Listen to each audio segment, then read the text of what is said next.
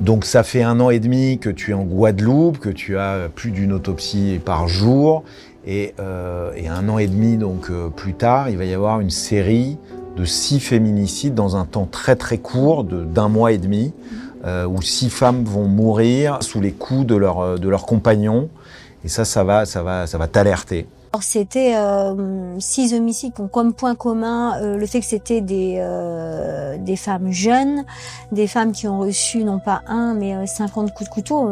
Je dis pas que c'est plus grave 1 ou 50, hein, mais pour dire la violence en fait des scènes sur lesquelles on était. Et la 6e avait été égorgée et jetée d'une route après en suivant, dont on a retrouvé le corps. Voilà. Donc c'était effectivement d'une extrême violence et on s'est dit avec mon équipe là, mais c'est juste pas possible. Il faut qu'on fasse quelque chose. Mais est-ce que c'est le rôle d'un médecin légiste ? Alors oui, c'est notre rôle parce que effectivement, dans notre grosse activité, on a toute la médecine légale du vivant. Donc on reçoit les personnes qui sont victimes de violences, quelles qu'elles soient, des hommes, des femmes, des enfants, que ce soit des violences intrafamiliales ou pas intrafamiliales, que ce soit des violences avec armes ou sans armes, que ce soit des violences physiques ou psychologiques ou sexuelles, quelles qu'elles soient. Tu veux dire qu'une femme aujourd'hui victime de violences conjugales, elle peut aller voir un médecin légiste ? Alors elle peut pas, elle se doit même en fait.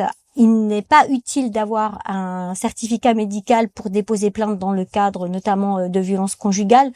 Il faut arrêter de renvoyer les femmes vers un médecin et de dire on prendra votre plainte que si vous avez un certificat médical. Ce n'est pas la condition sine qua non et c'est encore trop dit aux femmes victimes de violences. Donc, on va faire notre examen clinique, mais aussi on va consigner tout ce qu'elles vont nous dire. Et ça, c'est hyper important.